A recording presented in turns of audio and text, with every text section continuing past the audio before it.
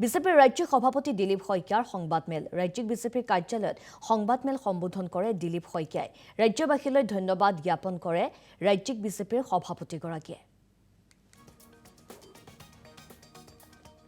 পোনপ্ৰথমে আজি ঘোষিত হাইস্কুল শিক্ষান্ত পৰীক্ষাত যিসকল ভাতৃ ভগ্নীয়ে সুখ্যাতিৰে উত্তীৰ্ণ হ'ল সেই প্ৰতিগৰাকী মৰমৰ ভাতৃ ভগ্নীলৈ আন্তৰিক শুভেচ্ছা আৰু অভিনন্দন জনাইছোঁ। লগতে তেখেতসকলৰ অভিভাৱক, শিক্ষাগুৰু, শিক্ষা প্ৰতিষ্ঠান, সমগ্ৰ শৈক্ষিক পৰিয়ালক মই ধন্যবাদ আৰু কৃতজ্ঞতা জ্ঞাপন কৰিছোঁ। আজি অসম বিধানসভা নিৰ্বাচন 2026-ৰ যেহেতু কালি ভোট গ্ৰহণৰ সামৰণি পৰিল, সামগ্ৰিকভাৱে গোটেই নিৰ্বাচনটোৰ কিছু উল্লেখযোগ্য ভাৰতীয় জনতা পাৰ্টি আৰু মিত্ৰজোঁটৰ নিৰ্বাচনী প্ৰচাৰকে ধৰি বিভিন্ন বিষয় আপোনালোকক অৱগত কৰিবৰ কাৰণে আজিৰ এই সংবাদমেললৈ আপোনালোকক আমন্ত্ৰণ জনাইছোঁ। প্ৰথমে মই অসমৰ পৰম শ্ৰদ্ধেয় ভোটদাতা ৰাইজলৈ ভাৰতীয় জনতা পাৰ্টিৰ পক্ষৰ পৰা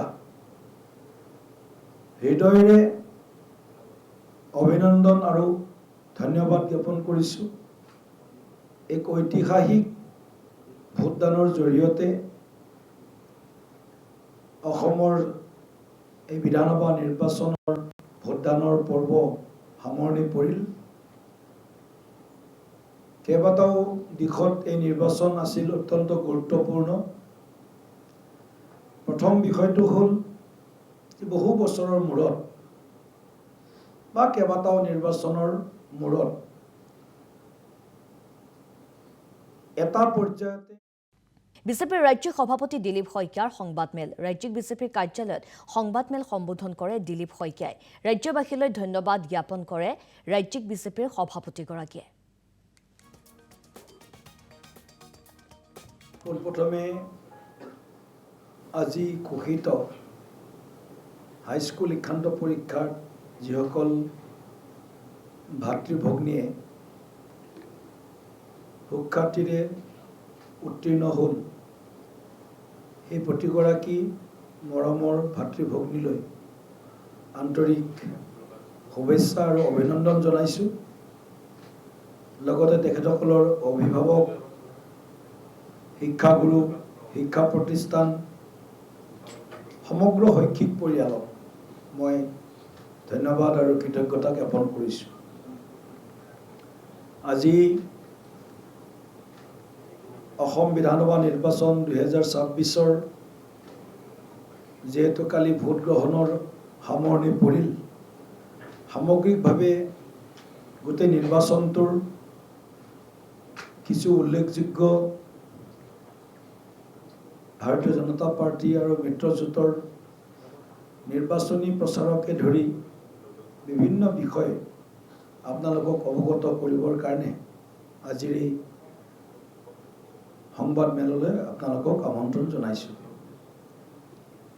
প্ৰথমে মই অসমৰ পৰম শ্ৰদ্ধেয় ভোটদাতা ৰাইজলৈ ভাৰতীয় জনতা পাৰ্টিৰ পক্ষৰ পৰা হৃদয়েৰে অভিনন্দন আৰু ধন্যবাদ জ্ঞাপন কৰিছোঁ। এক ঐতিহাসিক ভোটদানৰ জৰিয়তে অসমৰ এই বিধানসভা নিৰ্বাচনৰ ভোটদানৰ পৰ্ব সামৰণি পৰিল। কেইবাটাও দিশত এই নিৰ্বাচন আছিল অত্যন্ত গুৰুত্বপূৰ্ণ। প্ৰথম বিষয়টো হ'ল বহু বছৰৰ মূৰত বা কেইবাটাও নিৰ্বাচনৰ মূৰত এটা পৰ্যায়তে